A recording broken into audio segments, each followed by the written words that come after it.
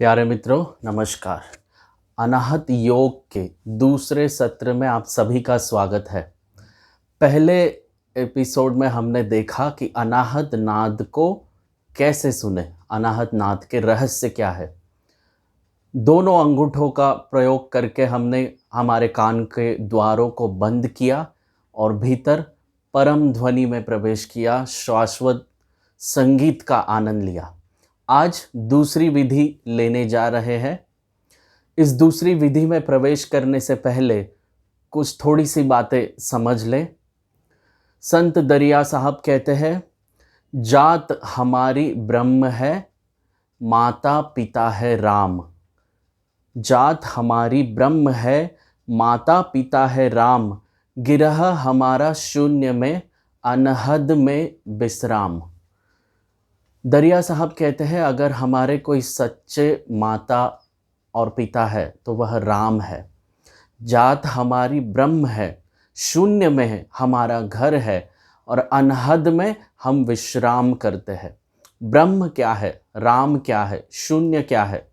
यह शून्य है ओंकार, सत्य नाम। मीरा जिसे राम रतन धन कहती है, कबीर जिसे नाम कहते हैं, सुरती कहते हैं, राम कहते हैं। संत दरिया साहब कहते हैं कि इस शून्य की झील में तुम प्रवेश करो, इस अनंत आकाश में उड़ान भरो और अनहद में विश्राम करो। दरिया साहब ने अपना संदेश तो दे दिया, लेकिन इस अनहद में विश्राम करने के लिए कौन सी विधि का उपयोग किया जाए, यह कोई सच्चा मित्र ही बता सकता है। तो दूसरी विधि में आज हम जानेंगे कि कैसे अनहद में विश्राम किया जाए। अनहद में विश्राम करने के लिए हमें भीतर शून्य होना पड़ता है। आओ जानते हैं कि हम शून्य में क्यों प्रवेश नहीं कर पाते। हम संभवतः दिन भर विचारों में और भावनाओं में जीते हैं। हम इस जगत से विचारों से जुड़े हुए हैं। हर किसी व्यक्ति से, हमारे रिलेटिव से, हमारे संबंध जो भी जुड़े हैं, मित्रों से, सब विचारों के तल पर जुड़े हैं, भाव के तल पर जुड़े हैं। ऐसे समझना, तीन तल है। बुद्धि का तल है, जहाँ से हम विचार करते हैं और लोगों से विचारों के तल पर जुड़ते हैं। दूसरा तल है भाव का, जिसका केंद्र हृदय है, इससे थोड़ा गहरा है। हृदय के तल पर हम हमारे प्रेमियों के साथ, मित्र के साथ, हमारे माता पिता के साथ जुड़ते हैं। और तीसरा तल है नाभि का, वह और भी गहरा है। नाभि के तल पर सद्गुरु से जुड़ा जा सकता है, माता के साथ जुड़ा जा सकता है, हम जुड़े हुए हैं। तो ऐसे तीन तल है। तो शून्य कैसे हो जाए? विचारों से मुक्ति अगर हमें चाहिए तो हम शून्य में प्रवेश कर सकते हैं। दरिया साहब कहते हैं कि हमारा असली घर शून्य का है। तो कैसे शून्य हो जाए? श्वास को और विचारों को, इन दोनों चीज़ को समझना बहुत ज़रूरी है। दोनों एक साथ चलते हैं। अगर आप श्वास को रोक दें तो आप विचार नहीं कर पाओगे। श्वास का और विचार का एक गहरा संबंध है। आपने कभी ख्याल किया होगा कि क्रोध में श्वास एक अलग ढंग से चलती है, जब आप शांत होते हो तब अलग ढंग से चलती है। जब आप चलते हो तब अलग ढंग से चलती है, जब आप दौड़ते हो तब अलग ढंग से चलती है, जब आप नींद में होते हो तब अलग ढंग से चलती है, और जब आप प्रेम में होते हो तो उसका ढंग बिल्कुल अलग होता है। तो श्वास का हमारे जीवन से, शांति से बड़ा गहरा नाता है। ध्यान में अगर उतरना हो तो हमें श्वास को शिथिल करना बहुत ज़रूरी है, और समाधि में लीन होना हो, अनहद में विश्राम करना हो, तो उस अवस्था में जाना होगा जहाँ श्वास नहीं चलती, बिल्कुल नहीं के बराबर। शून्य का मतलब सब शून्य, विचार भी शून्य और श्वास भी शून्य हो जाती है। वहीं पर हमारा घर है और वहीं पर अनहद में हम विश्राम कर सकते हैं, सहज योग जिसे कहते हैं। तो आओ एक प्रयोग के द्वारा हम विचार शून्य होने का प्रयास करते हैं। इस प्रयोग को ऐसा करना है कि श्वास को बिना रुके बाहर छोड़ते जाना है। छोड़ने का प्रयास हम करेंगे श्वास लेने का प्रयास हमारा शरीर स्वयं करता है, हमारा जोर पूरी तरह श्वास छोड़ने पर होगा। तो पूरी तरह ताकत लगाकर पूरे सक्रिय भाव से श्वास को बाहर छोड़ने के ऊपर हमें जोर देना है और तब तक श्वास बाहर छोड़नी है जब तक हम थक नहीं जाते। तो शरीर को एक ऐसी अवस्था में लेके जाना है कि अब श्वास बाहर फेंकने के लिए हमारे अंदर बिल्कुल त्राण नहीं है, हमारे अंदर बिल्कुल ऊर्जा नहीं है। अब बस यह आखिरी श्वास फेंकनी है, इससे ज़्यादा हम और फेंक नहीं सकते।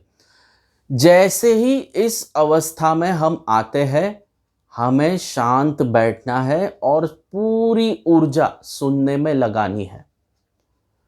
जब भी इस अवस्था को तुम जाओगे, अनुभव करोगे, तो तुम पाओगे कि भीतर एक शून्य, एक शांति, एक अखंड शांति, शांति का जैसे एक महासागर, एक अनंत आकाश में तुम उड़ान भरोगे। और पूरा ध्यान जब तुम्हारा सुनने पर होगा तो शरीर की सारी ऊर्जा एक होकर सुनने के लिए तत्पर होगी और तुम देखोगे कि तुम भीतर शून्य हो गए। बाहर ध्वनि आएगी, ध्वनि की उत्पत्ति होगी, किसी बच्चे के खेलने की आवाज़ हो या किसी के कोई बात करने की आवाज़ हो, पंखे की आवाज़ हो, कोई कुत्ता भौंकता हो, किसी रेलगाड़ी की आवाज़ हो या हवाई जहाज़ की आवाज़ हो, आप देखोगे ध्वनि उत्पन्न होती है और उसी शून्य से उत्पन्न होती है और उसी शून्य में फिर से मिट जाती है। लेकिन भीतर जो शून्य का संगीत है वह निरंतर चलता रहता है। उस शून्य में आपको विश्राम करना है। फिर से दोहरा दूं कि श्वास को बाहर फेंकते जाना है, फेंकते जाना है, सारी ऊर्जा बाहर फेंकने पर लगानी है। और जब ऐसी अवस्था आए कि मैं और श्वास नहीं फेंक सकता, फिर शांत बैठकर सिर्फ सुनना है। भीतर एक निरंतर संगीत ओंकार का गूंज रहा है। आंखों के सामने पूरा फैला हुआ आकाश है। इस आकाश को देखते देखते ओंकार को सुने। संत इसे निरंकार कहते हैं। निराकार में जो ओंकार गूंजता है उसे निरंकार कहते हैं। इस निरंकार में डूबकर हम उसमें आज लीन हो जाएंगे। आओ प्रयोग को करते हैं। 2-3 बार इसको दोहराएंगे। पूरे 10 मिनट तक इस प्रयोग को करेंगे और आप देखोगे कि कैसे बिल्कुल सहजता से आप ओंकार को सुनने में समर्थ हुए और फिर अंत में उस ओंकार में आपको लीन होना है। ओशो कहते हैं ओंकार के करीब जाना स्वर्ग है, ओंकार से दूर जाना नरक है और उस ओंकार में सत्य नाम में लीन होना मुक्ति है, बुद्धत्व है। आओ प्रयोग शुरू करते हैं। श्वास को बाहर फेंकेंगे, निरंतर फेंकेंगे, फेंकते चले जाए।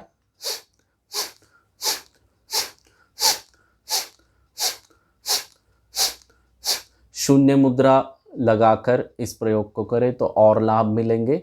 श्वास को फेंकते चले जाएं।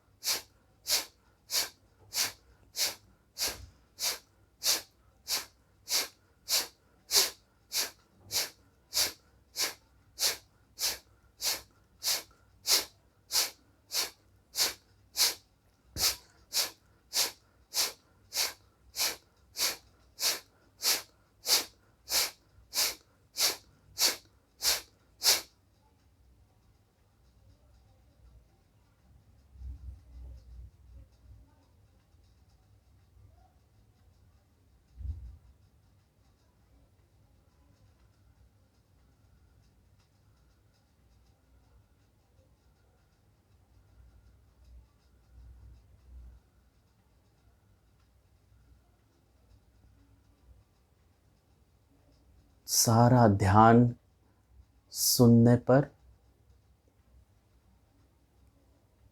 इस शून्य में जब आप प्रवेश करते हो तब आप देखते हो कि हम ओंकार को सुन नहीं रहे, हम ओंकार को उपलब्ध हो गए हैं। ओंकार मौजूद था, हम अब उस अवस्था में आए हैं जहाँ सहज रूप से हम ओंकार को सुन सकें।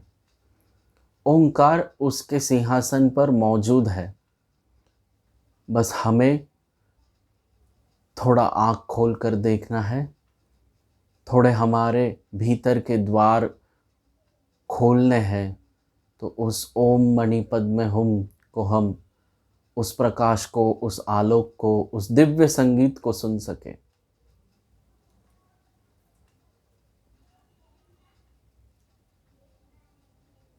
फिर से श्वास को बाहर फेंकने पर जोर दें और जब थक जाए तब सारी ऊर्जा, सारा ध्यान उस एक ओंकार पर लगा दें।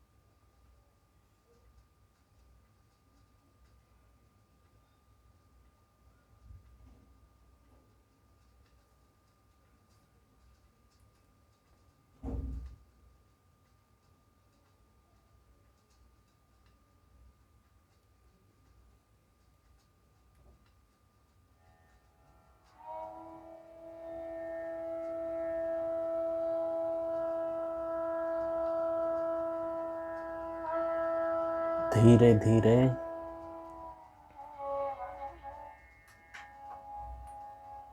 बाहर लौटें। अहोभाव के साथ बाहर लौटें।